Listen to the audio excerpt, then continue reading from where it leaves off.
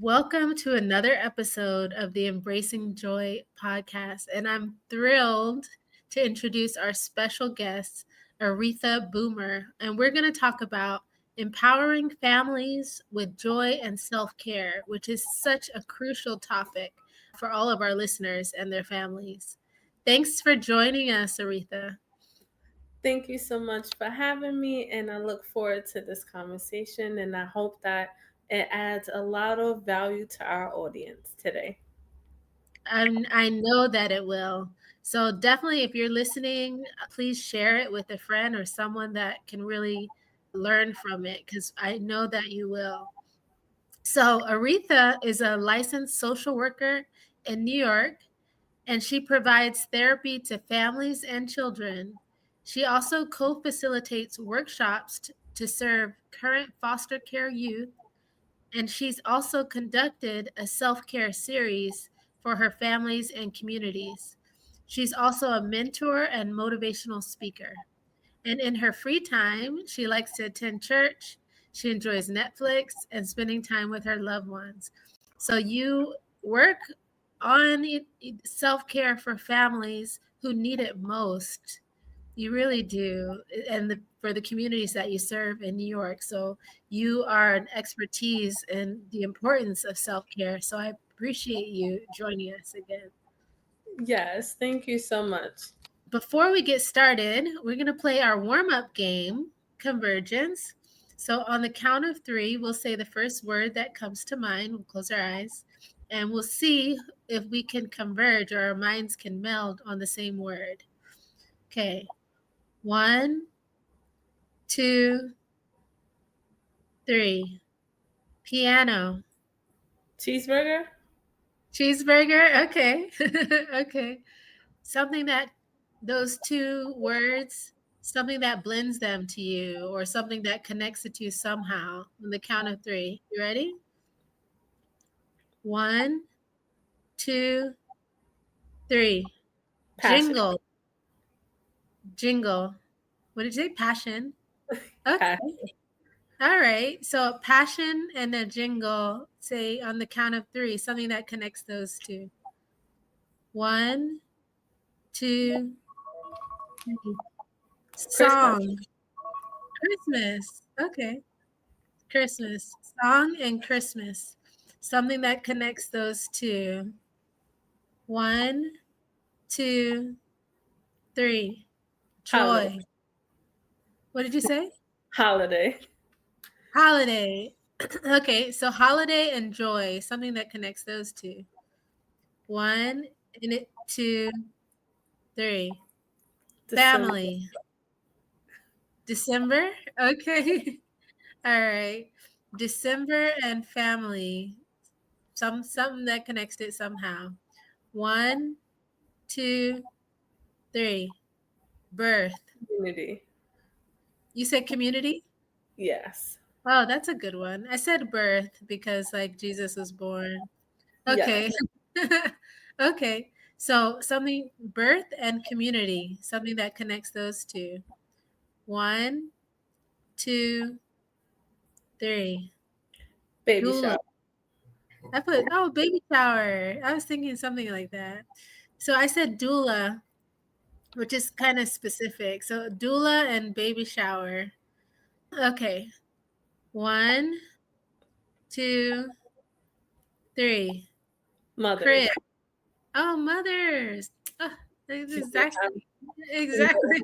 a mother. Yeah, that was the perfect one to connect the two. Okay. Crib. I said crib and mother. So something that connects those two. 1, 2, 3. Rocking. Crying. What did you say? Crying. Crying. Yeah, crying. So I think that's a good way to end it. So you're crying and you're rocking the baby to sleep. So, but mothers would have been perfect if I just didn't say, if I was being too specific with the doula. But there's no right or wrong answer. It's just to have fun and to, you know, clear our minds. So, with that being said, let's get into our conversation about families and empowerment. Can you tell us a little bit about your journey into social work and kind of what inspired your work with families and foster care youth? Yes. So it started at the age of 6 years old. I entered the foster care system at 6 years old, and I was separated from my biological family. And I was adopted at the age of 10 years old, and I didn't meet my biological family until I was 26 years old. And so my entire childhood and most of my adulthood has been impacted by foster care. So that's one of the reasons why I like to serve people and youth from that population. And then, secondly, because I wasn't aware of my rights as a foster care youth, there are many experiences that I had to endure that I probably shouldn't have endured if I would have known what I was entitled to. Mhm. And one of the most influential people in my life is someone I call Godmom, and she was my high school social worker. And she made a very positive difference in my life. And she saw I was very angry. She saw I had a lot of potential. So, something that she did for me during my sophomore year, she asked me to be her social work aide.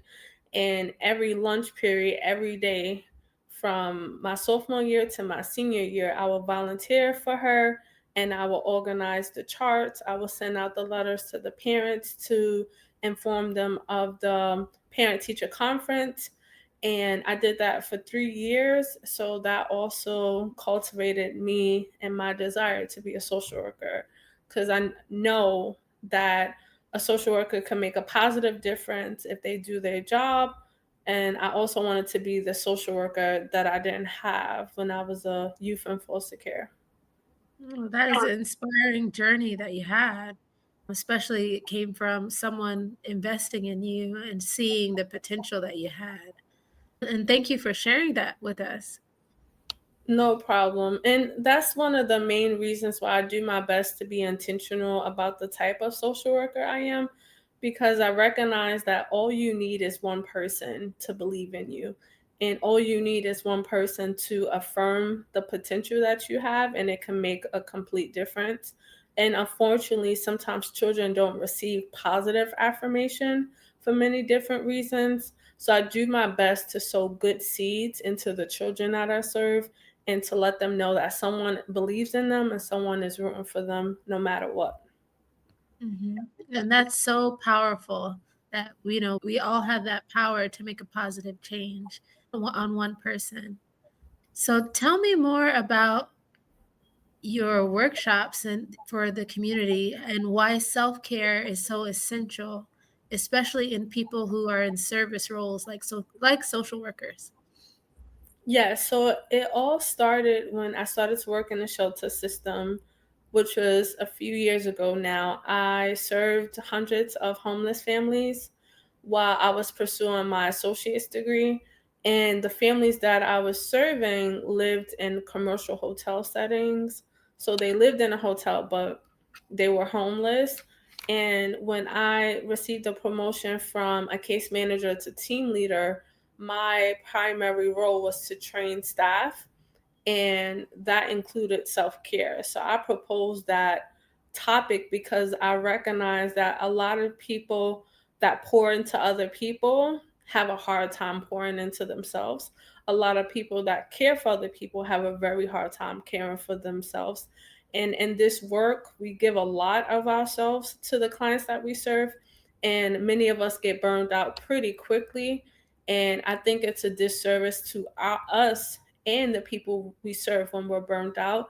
And so I really felt like having a conversation about self care was important with the families that we were serving, but also with the staff members as well, because many of the families that we serve are single mothers.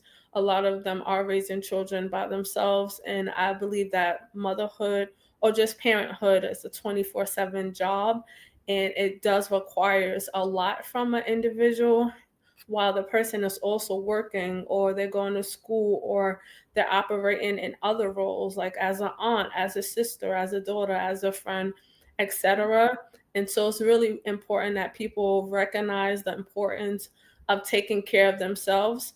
And one of the analogies that I like to typically use is, if you've ever flown the plane, they said before you put on a mask for someone else, make sure you put on a mask for yourself. And so I feel like that's a good example. Like, you want to make sure that you are okay before you try to make sure someone else is okay, because all of it matters. And people that love you and people that value you, they want you to take care of yourself so that you can live a little bit longer. Mhm. Yeah, definitely. That self because there's only other people can care for you, but not as well as you can for yourself because they don't know what your needs are. So it's important to take that time to care for yourself and understand what your needs are and understand when you are feeling depleted so that you can find ways to fill your cup so that you can be your best self and care for others. And especially when you're in service roles, because you're giving and giving so much of yourself and you want there to be a lot to give. Exactly. Mhm. And not only that, I always try to tell people that they deserve it. So you deserve to have peace. You deserve to have joy. You deserve to take care of yourself and not assume that it's you being selfish. Self care is not being selfish. It's very, like, it's being self-sufficient, really, because you're recognizing what you need and you're making sure that you get what you need. So I know I'm a person, I talk to people all day. So when I get home, I don't want to talk on the phone with people because I talk to people all day. And so Mhm. one of my self-care techniques for myself is to binge watch Netflix. I love watching Netflix. I'm not talking to anyone. I'm listening to someone talk. I'm listening Mhm. to someone act, and that relaxes me, that decompresses me in the moment. And so I know what I need. Like, when I need to take off, I'll take a sick day or I'll take PTO so that I can be my best self. And when I'm my best self, then I'm also able to serve at my best as well. Mhm. Definitely. Those are great examples of prioritizing yourself. What are some ways that parents or caregivers can prioritize joy for themselves while they still show up for others? Yes, I love that question. And one of the suggestions that I've made in a previous workshop that I conducted in my current role is, I asked them, what did you enjoy as a child? So was it double dutch? Was it playing a sport? Was it acting? Like, was it being in the park? Like, what is something that you sincerely enjoy? And then I asked them, when's the last time you did it? And I remember one of my clients said, oh, I love going to concerts. And at the time, Usher was on tour for a concert. And so I Mhm, said, okay, good. I'm going to give you homework. Book a ticket to go see Usher. She's like, no. I'm like, you have children.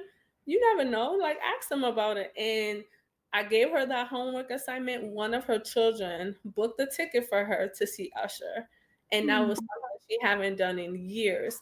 And mhm, so it's just really like being intentional about doing something that brings you joy. And it doesn't have to be something like going to a concert. You can love music. When you wake up in the morning, listen to your favorite artist, listen to your favorite songs. There's different types of music. You have some people that love jazz. You got people that love R&B. You got some people that love gospel. You got some people that like rock and roll. You got some people, they love all types of music, right?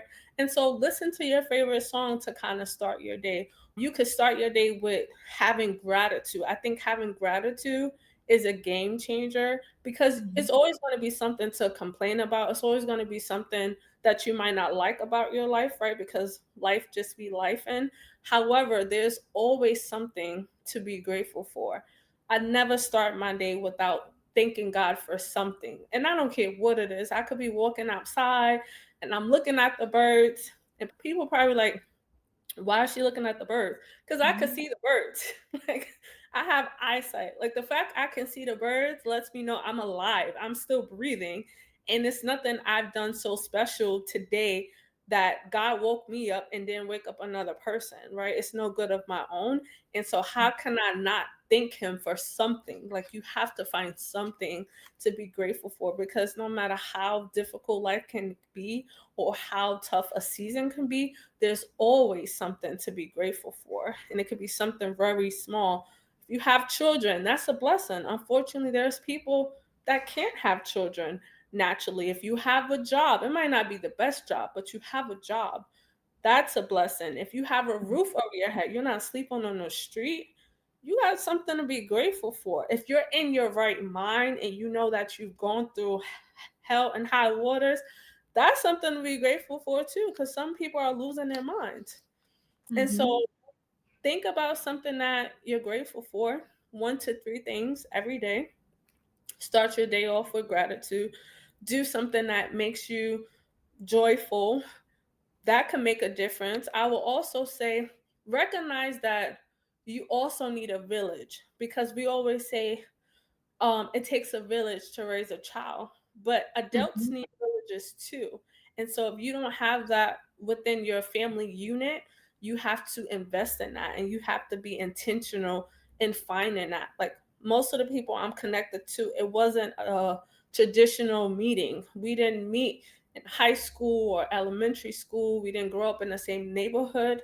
I invested in different communities, and we cultivated organic friendship and relationship. But that's something I had to be intentional about. If you're looking for a job, right, you don't expect a hiring manager to just text you or call you. At least I hope you don't, right? You have to create a cover letter, you have to create a resume, you have to make sure you have the right clothing to present yourself appropriately, you have to create a profile on Indeed, and you have to be intentional about positioning yourself for a job. It's the same thing with joy. Mm. Yeah, so it's the same thing in joy in terms of you have to cultivate it for yourself. Absolutely. Mhm. Mhm. Like, I love Mhm. dancing, and so sometimes It's not that it's something difficult, right? Because everybody has a job. Most people have a job. It's accessible. Joy is accessible to you, but it takes some cultivating because you have to think back to that childhood self, things that you like to do. You have to think back to the communities you want to be involved in and think back to your self care. Because if you're not healthy and taking care of your mental health, your well being, then it's hard to reach joy as well. And I know you were going to add something else, Aretha. yes, I was gonna use myself as an example. Like, I love dancing, and so I will randomly dance in my house, or I'm dancing while I'm commuting. I remember on Thanksgiving, my great nephew was like, "You always dancing." I just randomly dance. There's no music playing, mind you. Mhm. I'm just Mhm. dancing because I love dancing, right? And so it's just like I'm being intentional about doing something that brings me joy. And that's another thing. I know people are busy, right? So you might not be able to do this for a full hour or a full 30 minutes, but maybe it can be 10 minutes that you do something that brings you joy. I know some people that love reading books. Read a book for 10 minutes. Or if you love to journal your thoughts and your feelings for 10 minutes every day. Or if you love walks, or if you love nature, walk around the park for 10 minutes every day. And then, so what would be one piece of advice you'd offer to someone who felt very overwhelmed or burned out and wasn't sure where to start?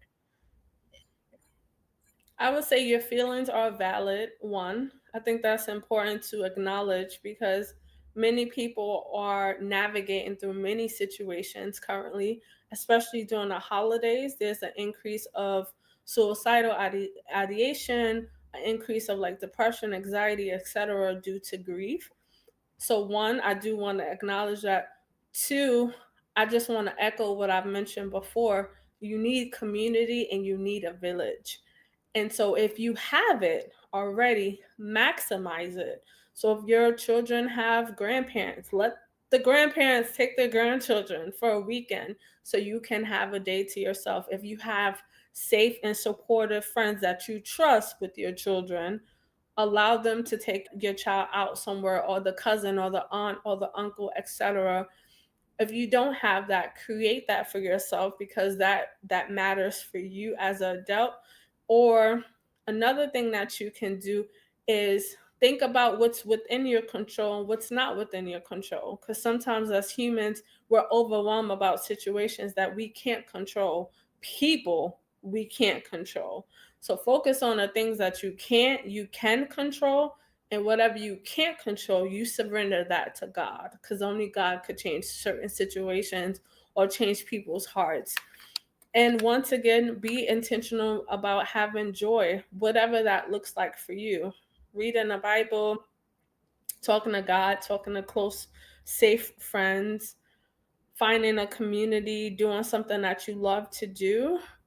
But it is possible to have joy even in the mix of things going haywire. You just gotta like prioritize your joy and Mhm. recognize that you deserve joy. You deserve peace. Okay, I love that. You deserve it and it's there for you. So it's there waiting for you, to just embrace it and cultivate it and figure out. It takes some steps. It may not be, if you can't find it, then ask for help. To get your happy back and get your joy back and find that community. And listen to some of these podcasts, which have been wonderful. We've had a previous episode about joy, even in the midst of adversity, in a previous episode. So you definitely check them out. It'll get you started on your path to cultivating more joy. Absolutely. So let's get to our wrap up questions. Aretha, who is a model for joy in your life and why?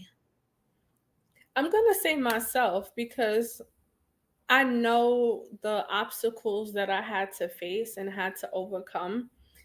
And I have every right not to have joy, because I've been through so much trauma and so much pain and sorrow and grief. So if I was to be angry, I have every right to be angry, or a person without joy, or be bitter.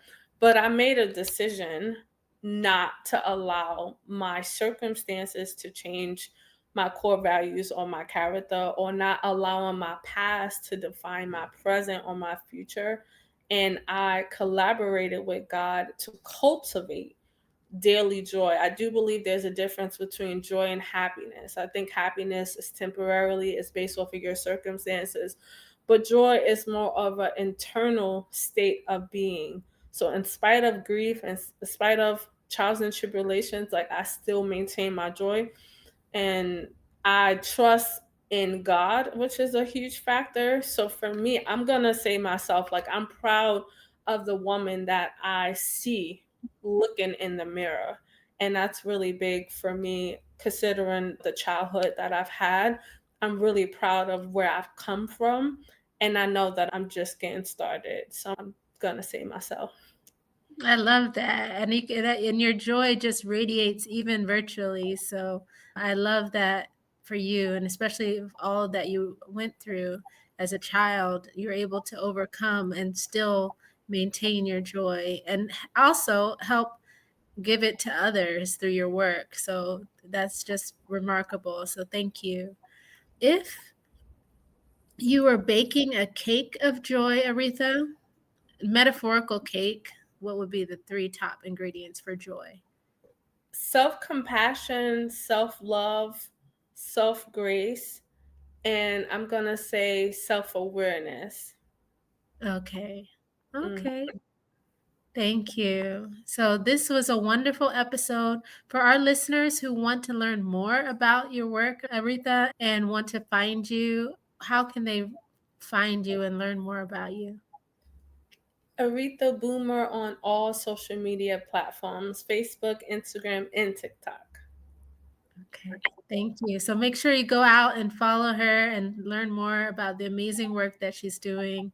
And all that have stayed to the end of this episode, tune in to the next one, but make sure you share this episode with a friend. It really will make a difference in their lives. Thank you. Thank you guys.